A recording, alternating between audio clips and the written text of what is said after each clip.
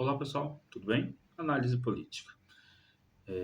Eu vou fazer hoje aqui com vocês uma pequena análise política de algumas considerações sobre esse início do governo Lula, mas já colocando aqui que a partir da segunda quinzena de dezembro, nessa, nessa primeira quinzena eu não vou começar ainda por algumas questões, né? Mas a partir da segunda quinzena nós vamos ter as lives de análise política toda semana, né? Sempre às 9 horas, eu vou fazer uma vez por semana uma live de análise política, analisando o que ocorreu durante a semana na política do país, tá bom? Hoje eu estou gravando esse vídeo, né? Hoje é quarta-feira, eu vou fazer na quarta-feira com algumas informações aí e algumas considerações sobre esse início do governo Lula, mas a partir da semana que vem eu já retorno essa live, eu já retorno esse quadro em forma de live, tá? E semanal, ok? Porque as microanálises políticas, os comentários, eu vou fazer por shot. Mas uma vez por semana, eu vou fazer uma live de análise política com vocês aqui no canal, a partir da semana que vem. Hoje é um vídeo mais contido sobre algumas considerações, tá? Bom, vamos. Então, se iniciou um novo governo, né? Um novo governo que se inicia aí como até havia alguns colunistas que se inicia com um presente dado por Bolsonaro, né? O Bolsonaro deixou aí muitos não presentes, né? Mas deixou pelo menos um presente que foi ele próprio não entregar a faixa.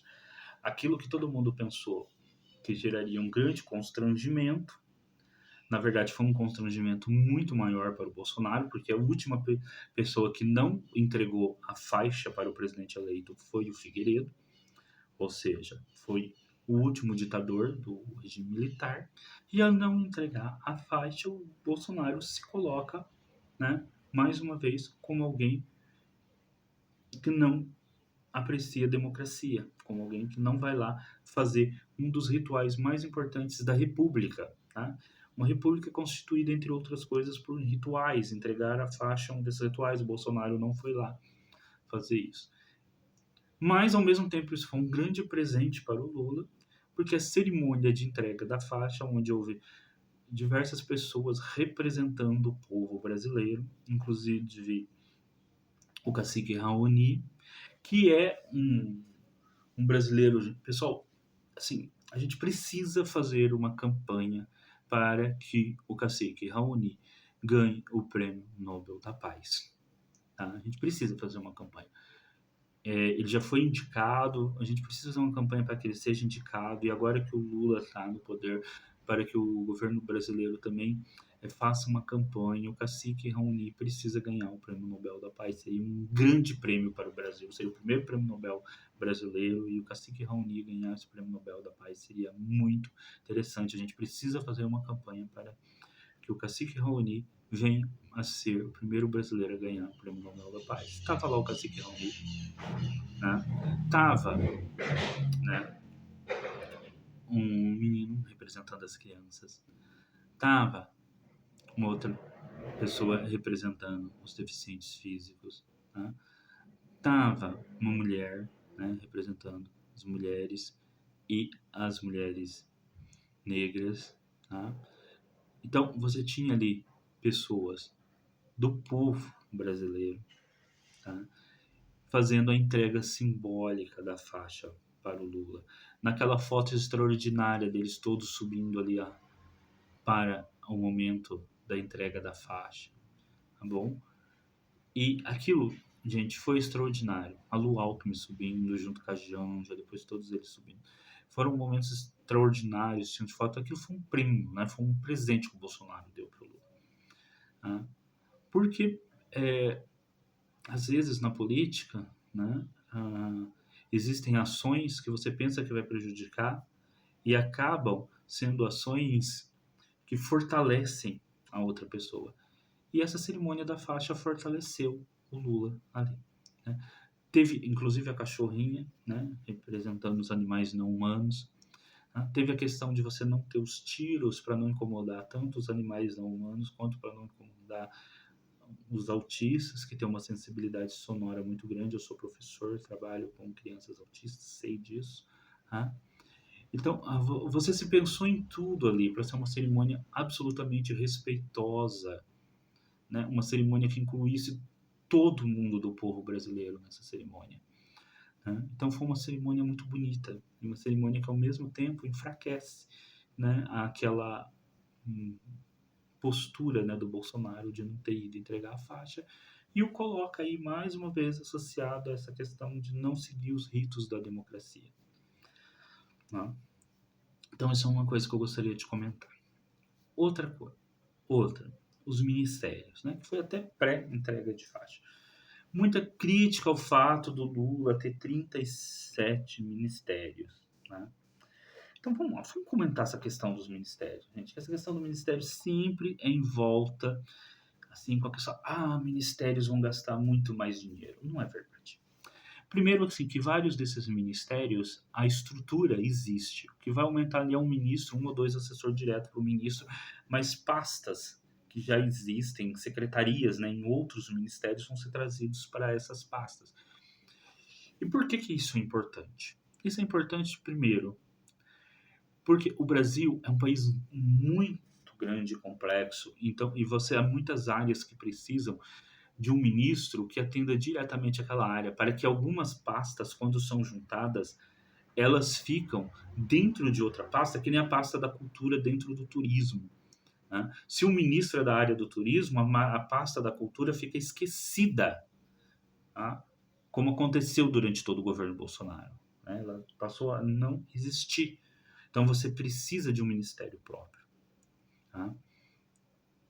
Para que as coisas sejam desenvolvidas ali. Outra coisa, muitas vezes se compara aos Estados Unidos, que é um país, inclusive, com maior população do Brasil, só que há uma diferença muito grande entre Estados Unidos e Brasil. Estados Unidos, olha o nome, já se chama-se Estados Unidos, porque lá os estados têm uma independência muito grande do poder federal. Então, o poder federal tem muito menos relevância para os estados do que aqui no Brasil, onde muita coisa é federalizada, então você precisa de mais ministérios para atender às demandas, coisas que não é necessário nos Estados Unidos. Então você não pode fazer comparações sem entender como a política funciona em um país ou em outro, tá? Porque aí você faz uma comparação vazia, né? E é interessante porque você vê analista político que vive nos Estados Unidos e faz essa comparação medíocre. Tá?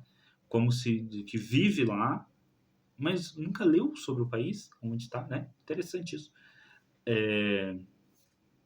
Então, havia ministérios que precisavam ser criados, como o Ministério dos Povos Indígenas ou o Ministério dos Povos Originários, porque você precisa ter um ministério que você tenha ali a FUNAI diretamente direcionado de um ministério que cuide, né, da questão das terras e dos direitos dos povos indígenas no Brasil, são parte importantíssima, né, da nossa nação, é ter este cuidado com os povos originários.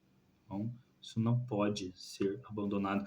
E, gente, semana que vem eu vou gravar um vídeo sobre o Marechal Rondon, tá? Tô preparando esse vídeo com muito carinho, lendo uma biografia imensa do Marechal Rondon, tem aqui. Vou gravar um vídeo com muito carinho sobre o Marechal Rondon, nós vamos retomar essa questão dos direitos dos povos indígenas, tá?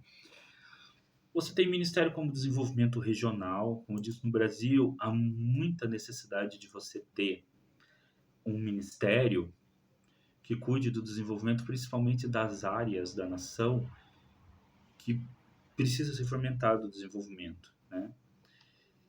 E aí você teve a separação de alguns ministérios que era necessário, como por exemplo a volta do Ministério da Cultura, tá? Que gente, a cultura foi completamente, não só foi esquecida, né? Ela foi pisoteada no governo que passou, né? E aí você tem aqueles ministérios clássicos que também foram ocupados, né? Você tem aí, para falar, você tem o Ministério das Mulheres, né? Que é um ministério muito importante no Brasil para desenvolver políticas, né, para as mulheres aqui no Brasil, visto que o Brasil é um país onde principalmente a misoginia foi acentuada, né, nos últimos 4 anos. Tá? O Ministério da Igualdade Racial, já que também esse é um tema que foi completamente esquecido nos últimos 4 anos. Você tem um Ministério dos Portos e Aeroportos, que vai ser amparado no Ministério dos Transportes, porque você precisa ter um cuidado, né, com relação ao Ministério dos Portos e Aeroportos. Né? Você mantém aí o Ministério dos Direitos Humanos, tá? E vamos ver outros ministérios, ministérios clássicos, como o Ministério da Educação. Você tem a Marina Silva no Ministério do Meio Ambiente, né, que é importantíssimo, né? Inclusive agora, o Ministério do Meio Ambiente também ganhou um subnome, Ministério do Meio Ambiente e da Crise Climática, né? A Marina Silva é um nome conhecido no mundo inteiro pela sua luta pelo meio ambiente, então ter ela como ministra vai acentuar, né, a questão da luta, né, a favor do meio ambiente. Assim, eu moro numa cidade do interior de São Paulo, e naquela época que estava das queimadas do Pantanal, as cinzas a gente via para cá, no interior de São Paulo. Gente, a gente não pode deixar a Amazônia se queimar. A Amazônia não é questão de pulmão do mundo. A questão é que a Amazônia, você pode tirar dali, se você tiver uma política de desenvolvimento, inovação para a Amazônia, ali existem recursos biológicos onde você pode gerar remédios, né? Onde você pode gerar, né, novos produtos a partir da biologia amazônica que são muito interessantes para o Brasil. Né? O turismo que você pode ser feito, né? E mesmo o desenvolvimento sustentável da pesca, do extrativismo, etc. Você queimar aquilo para substituir por pecuária, com todos os transtornos ambientais que vai gerar, e para gerar uma renda e, e para gerar um tipo de atividade econômica que você já tem no Brasil terra o suficiente, né, para essa atividade econômica, e tirar ali a possibilidade de você ter atividades econômicas que vão ser muito mais rentáveis. A biodiversidade amazônica é a maior fonte de riqueza disponível no Brasil. Se fala em agronomia, em produtos agropecuários, se fala em minerais. Não é no minério que está a maior fonte de riqueza que pode vir no Brasil, é na biodiversidade amazônica, é naquilo que pode ser gerado, por exemplo, de fármacos a partir da exploração daquela biodiversidade. E nós não estamos investindo em ciência na Amazônia, e é necessário fazer isso, né? E agora com a Marina de volta, né, porque a preservação da Amazônia vai ser ali. Inclusive, o fundo, você tem aí, né, novamente aí, o fundo amazônico, né, que é um dinheiro, que é um recurso muito interessante, fornecido pela Alemanha e pela Noruega para a preservação da Amazônia, vai voltar, né? Então, esse fundo vai ajudar muito também você ter ali uma... Você ter ali na Amazônia recursos o suficiente justamente para desenvolver a Amazônia sem destruí-la. E isso é importante, né? É desenvolver a Amazônia sem destruí-la, né? Isso é o mais importante. Tá? É desenvolver a Amazônia se utilizando dos próprios recursos que a floresta tem a oferecer para o seu desenvolvimento. É algo que os povos nativos sempre fizeram, algo que os seringueiros fazem, que os povos tradicionais fazem, né? Uma diferença entre povos originários, são os indígenas, e os povos tradicionais, que são, por exemplo, os seringueiros, tá? Que fazem ali. E nós podemos fazer isso, tá? Aí, a Simone Tebet também, né, recebe um ministério, né? Simone Tebet, que é muito importante também. Você ter a Simone Tebet ali, porque ela foi uma pessoa que se destacou durante a campanha do Lula, né? É uma liberal, mas uma liberal clássica, não é desses liberais que acham que você não precisa de Estado-nação, mas uma liberal daquele liberalismo clássico, que vê a necessidade de você ter um Estado-nação como fomentador, inclusive, do empreendedorismo, coisa que é feito, por exemplo, nos Estados Unidos o tempo todo. Tá? Que é feito nos Estados Unidos o tempo todo. Os Estados Unidos investe bilhões no desenvolvimento da ciência e da sua tecnologia, que muita gente vê aqui muitas vezes como se os Estados Unidos todo aquele desenvolvimento de ciência e tecnologia dos Estados Unidos viesse da iniciativa privada. Não é verdade, vem tudo da iniciativa estatal. Né? E eu vou retomar um vídeo sobre isso com vocês. Bom, então você tem essa composição ministerial do governo Lula, é muito importante. Tá? Você tem aí várias áreas que não são atendidas, que passam então a ser atendidas. Tá? A Simone Tebet então está no planejamento e orçamento. Bom, você então passam a ser atendidos, quem está no desenvolvimento e indústria é o Geraldo Alckmin, e falando sobre o Geraldo Alckmin ele é bem interessante, porque o Geraldo Alckmin ele passa a ter um destaque como vice-presidente que outros vice-presidentes nunca tiveram. Ele subiu ali a rampa com o Lula, né? Ele teve todo um destaque, e ele já ocupa um ministério muito semelhante ao próprio José de Alencar, que na época do primeiro governo Lula, do segundo governo Lula, no primeiro governo Lula, né, teve um destaque também muito grande como tendo ocupado ministérios também. Né? E o Geraldo Alckmin, eu posso discordar até de algumas políticas que ele teve aqui para o estado de São Paulo, mas ninguém pode discordar que ele seja um exímio gestor. Né? E creio que o Brasil está entregue em boas mãos, né, com o Geraldo Alckmin também ali junto com o Lula. E ele pega o desenvolvimento e indústria, né, e o Brasil precisa retomar políticas de desenvolvimento industrial. Tá? Uma nação do tamanho do Brasil não sobrevive sem uma indústria forte que gere empregos de qualidade, tá? E que gere exportação de qualidade. Tá? Inclusive, você tem um mercado enorme nos países latino-americanos e africanos para a indústria brasileira, que agora com a volta do Lula, o Lula provavelmente volta aí a ter maior interação com os países da América do Sul e com os países da África, e é uma possibilidade enorme para abrir mercados para a nossa indústria. Né? E é lógico que sempre vai vir aquelas pessoas que não entendem nada de economia falar que o Brasil investir em outro país é tirar o dinheiro do Brasil e colocar em outro país, porque essas pessoas não entendem nada de economia, né? Não veem como que a China faz isso o tempo todo, né?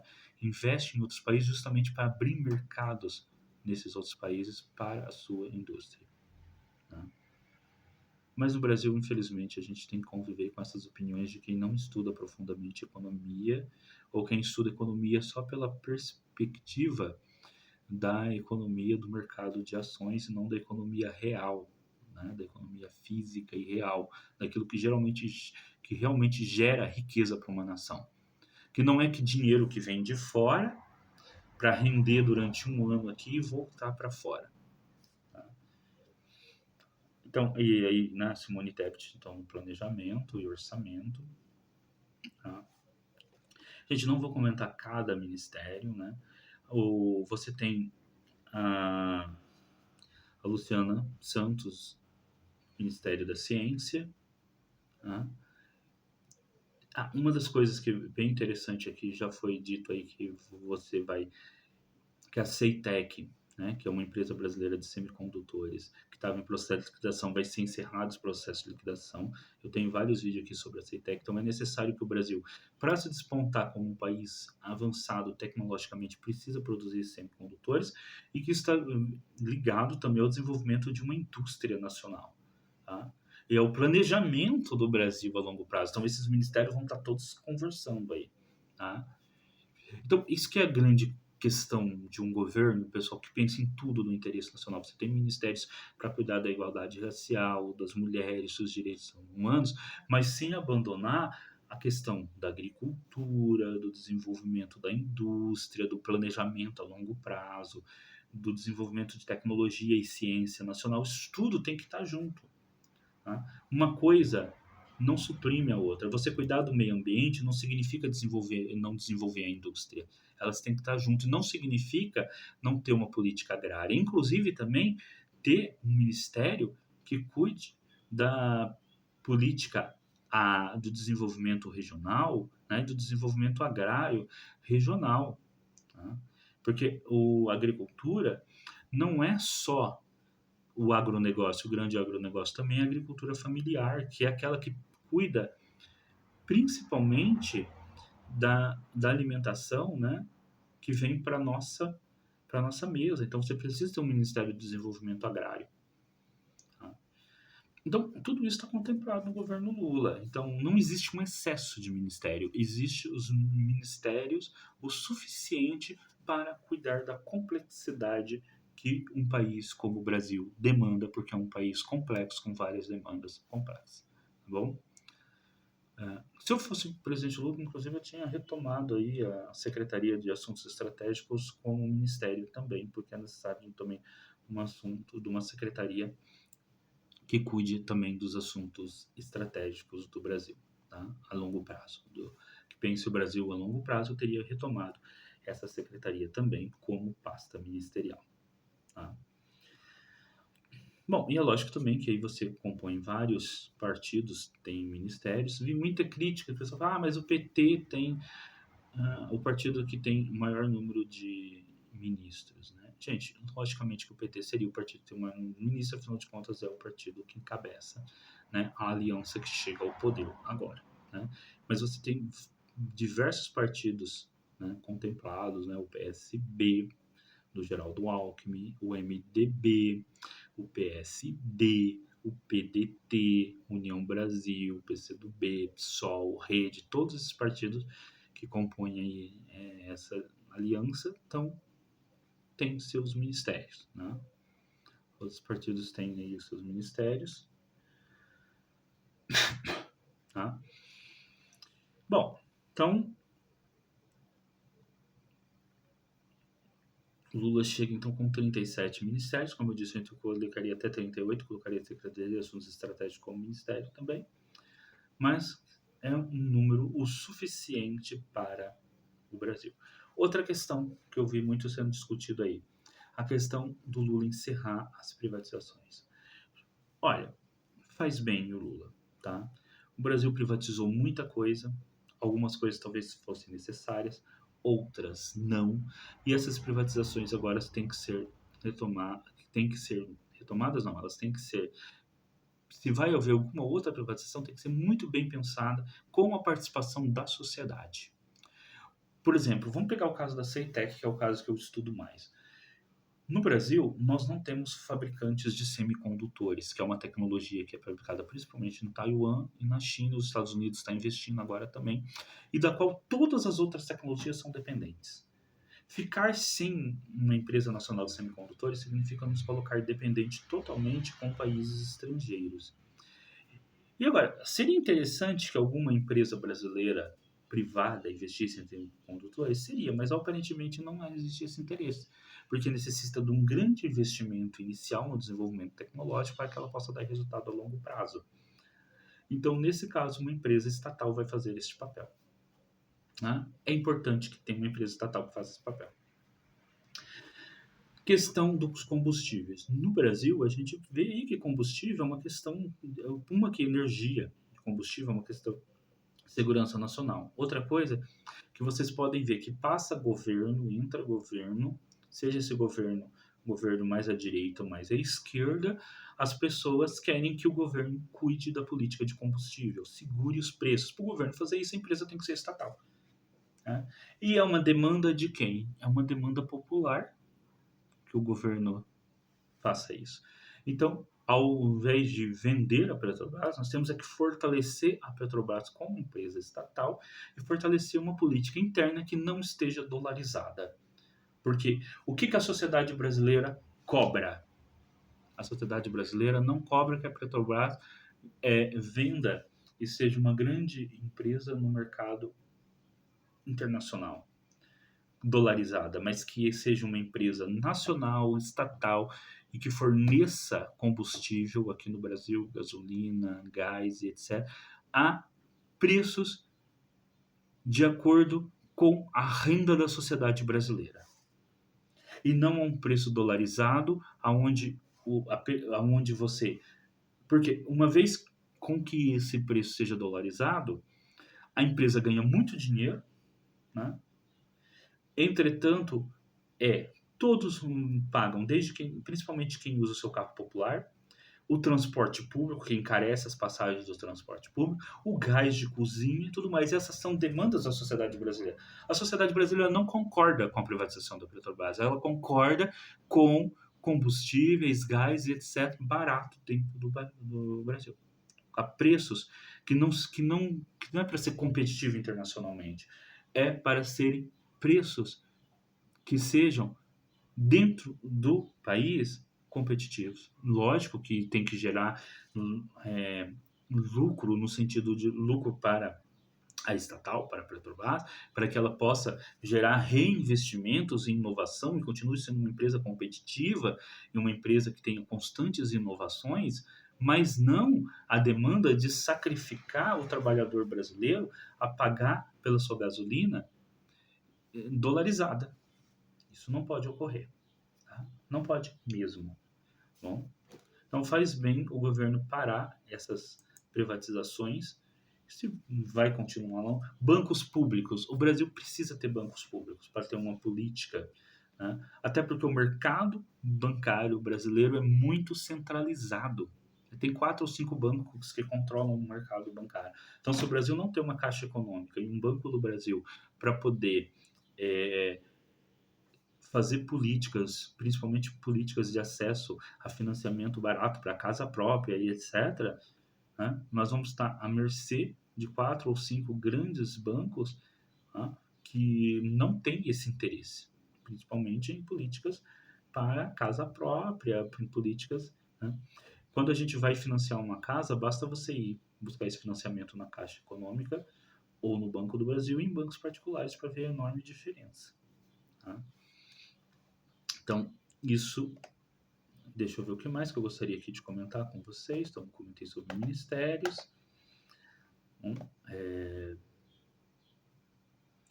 Comentei sobre a questão. Outra interessante aí, você tem aí o Ministério da Justiça, né, que está aí encaminhando aí as questões contra os atos antidemocráticos. Né, isso a gente vai ver. E nesse sentido, pessoal, viu uma notícia que o pessoal havia pedido a prisão preventiva do Bolsonaro. Gente, isso é uma medida translocada, totalmente errada, tá? Se cometeu crimes durante a sua gestão, se o presidente que sai cometeu algum crime durante a gestão, isso tem que ser analisado pela Justiça, acompanhado sim pelo Ministério da Justiça, mas analisado pela Justiça, investigado pela Polícia Federal e depois julgado nas instâncias competentes, seja inclusive no STF, né, se for o caso, tá? E não partir de uma medida de um partido político. O pessoal, ao fazer isso, se dá um tiro no pé, porque se o Bolsonaro for preso, né, eu acho que isso não vai levar a nada, tá? Mas imagina que se o Bolsonaro fosse preso através de uma medida pedida por um partido político de esquerda. Sabe o que isso ia gerar? No fundo, sabe o que isso ia gerar? Ia gerar ele poder justamente fazer, né, alegações de perseguição política. Né? Alegações de perseguição política, que é a esquerda, e ele sair como né, como alguém, né, como perseguido, alguém que sofre na mão da esquerda e etc., o que vai fortalecer qualquer discurso para uma possível volta dele ao cenário eleitoral nas eleições de 2026. Gente, isso é um, sabe, assim, tem hora que o pessoal faz umas coisas que eu não sei se eles se eles refletem sobre as consequências, né?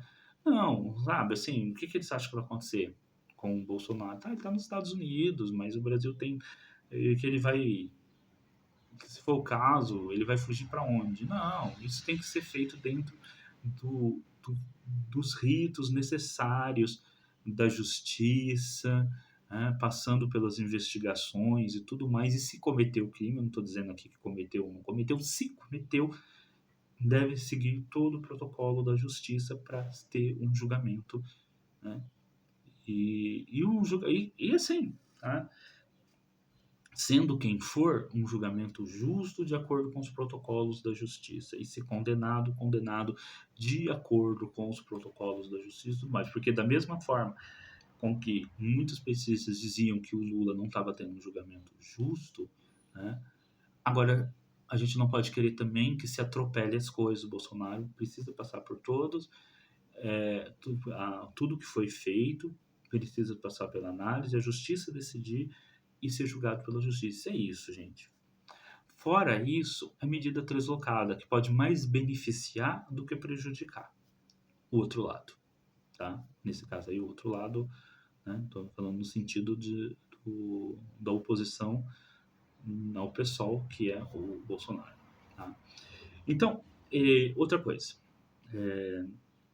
seguindo, né, esse mesmo raciocínio, né, a gente tem aí essa questão aí de se pedir julgamento. O governo Lula, havia notícia também, que tá fazendo relatórios, né, do que ocorreu durante todo o governo Bolsonaro, né, a própria equipe de transição já fez relatórios, agora assumindo o Ministério, e entregar cópias desses relatórios, desde o STF, aos senadores. Isso é necessário fazer, tá? Porque isso não é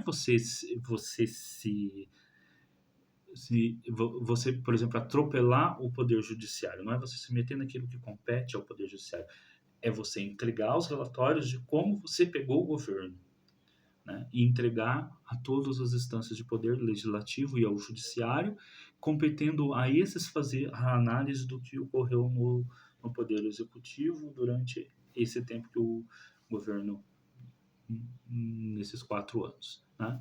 Isso sim, isso compete ao poder executivo, tá? Agora, também, né, você tem aí uma outra questão que é bastante interessante, né, que está sendo aí colocada nesse início de governo, tá? Que é você fazer um governo que mais voltado à população, mais voltado às demandas populares, mesmo que seja um governo que se inicie aí com pouquíssimo dinheiro em caixa, porque o Bolsonaro, mesmo no final aí do governo, tomou medidas que diminuem os recursos, né?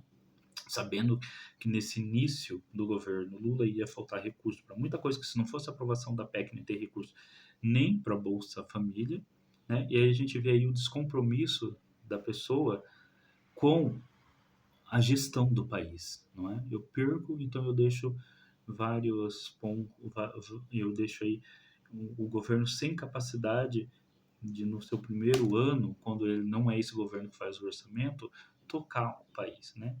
E a gente vê que, por isso, né, o tipo de presidente, né, que estávamos lidando não é questão de ser de direita, tá bom? Porque o Fernando Henrique, que foi um presidente, né, mais à direita, né, nunca fez isso, ao contrário, né, fez um bom governo, tá?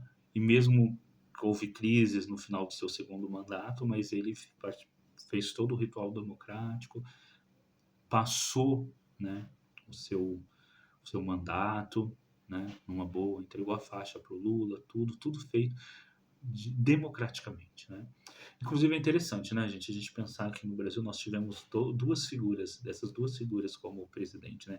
Um intelectual, um sociólogo, um intelectual, pessoa como Fernando Henrique e um líder operário como Lula, né? E os dois, um transmitiu a faixa para o outro, né? Isso é a beleza da democracia, né? Ela nos permite, né, que homens tão díspares, né, nas suas formações políticas, né, intelectuais, tivessem chegado ao poder, né, e tivessem feito governos, porque, veja bem, o governo Fernando Henrique foi um bom governo, tá? Eu lembro muito bem quanto o Plano Real mudou a situação econômica da minha família. Eu venho de uma família pobre, né? Eu lembro o quanto que o Plano Real nos permitiu ter acesso a coisas que a gente nem imaginava que poderia ter. O Plano Real ele foi uma revolução, né, no Brasil, uma verdadeira revolução, né? Ele permitiu que as pessoas mais pobres tivessem acesso a coisas que elas nunca imaginavam que teria. No entanto, o Fernando Henrique se reelegeu, né? Se elegeu, né? Assim, logo no primeiro turno, e os dois mandatos dele, porque realmente foi algo extraordinário para a economia e para as pessoas mais pobres no Brasil, né? E depois veio o Lula, que continuou com toda uma política, né? Não, continuou ali fortalecendo o Plano Real e fez uma política também para tirar as pessoas da pobreza. Então, veja, e você tem aí no Brasil excelentes pessoas, né? Futuramente pessoas que vão disputar aí a presidência da República de muita qualidade, tá? De diferentes matrizes ideológicas, né? Certamente que você tem, por exemplo, vamos pegar os ministros do Lula. Olha quantos presidenciáveis de qualidade que você só tem como ministros do Lula. Desde a Marina Silva, Flávio Dino, Simone Tebet. Olha, assim, quantos ministros, o Haddad, quantos presidenciáveis de qualidade. Fora, você tem o Ciro, que sim, é uma pessoa de muita qualidade para ser futuro presidente, né? O que não pode ocorrer mais é o Brasil passar numa crise tão grande que chegue à presidência alguém, né, que não respeite a democracia e que não respeite a própria república, né, e que principalmente, né, não tenha essa característica de manter o desenvolvimento econômico do país e ao mesmo tempo cuidar da parte do desenvolvimento social, né? E que não signifique somente a pessoa ser de direita ou de esquerda, como que não significa somente questão de ser a favor ou contra algumas privatizações, mas significa de manter o espírito republicano e principalmente de levar em consideração a nossa democracia, né? As instituições republicanas, né?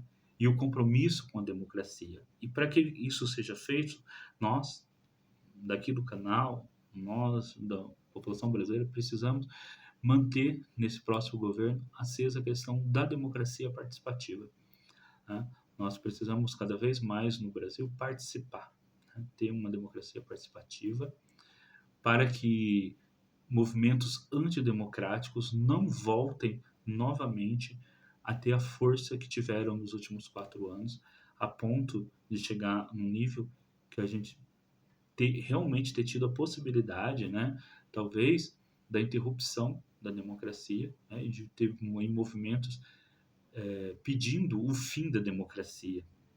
Isso não pode ocorrer. Essa nova república precisa ser, não pode mais ter aqueles internos, né, de você ter ditaduras, né, entre períodos republicanos. Não, o período republicano precisa ser permanente, né? O período republicano democrático. Nós não podemos voltar a ter fantasmas, né? Espectros, né? Ditatoriais nos rondando, tá bom? E uma das coisas que eu vou colocar aqui no finalzinho desse vídeo, mas que a gente pode voltar discutindo, que eu acho que o Lula deveria fazer, tá? É uma mudança nessa questão da reeleição, tá bom? Eu vejo, gente, sinceramente, que a reeleição para o Brasil, ela não é uma boa coisa. Tá? Eu acho que o mandato presidencial precisava voltar a ser 5 anos, sem reeleição. Porque o que a gente está vendo no mundo inteiro é que é o segundo mandato, que é o mandato que se consolida autocratas no poder, que não saem mais. É o segundo mandato. Geralmente no primeiro ele não consegue viabilizar uma estratégia de poder tão grande para não sair mais do governo, mas é um segundo mandato. O segundo mandato é um risco às democracias. Um mandato de 5 anos seria mais do que o suficiente, tá? Ou mesmo de 4 anos, mantendo os 4 anos atuais, é mais do que o suficiente, e depois a pessoa faz o seu sucessor. Mas 2 mandatos seguidos, estão colocando em risco as democracias no mundo inteiro. E eu acho que seria mais extraordinária contribuição do Lula à nossa democracia se ele acabasse, inclusive valendo para o seu mandato, o que daria ainda maior sentido ético e moral para essa decisão, é acabar com a instituição da reeleição, né? Ela não pode existir. E com isso eu termino o nosso vídeo de agora, tá bom? Convido então vocês a sempre nos acompanhar aqui no canal Análises Políticas Semanais, tudo bem? Então, tchau e até o próximo vídeo. Não se esqueçam de dar o like, Não se esqueçam de fazer o comentário e não se esqueçam de compartilhar os nossos vídeos. Diariamente, vídeo aqui no canal, sempre às 9 horas da noite. Tá? Esse vai estar como estreia, mas a partir da semana que vem, nossas análises políticas serão em forma de live, com a participação de vocês, é claro.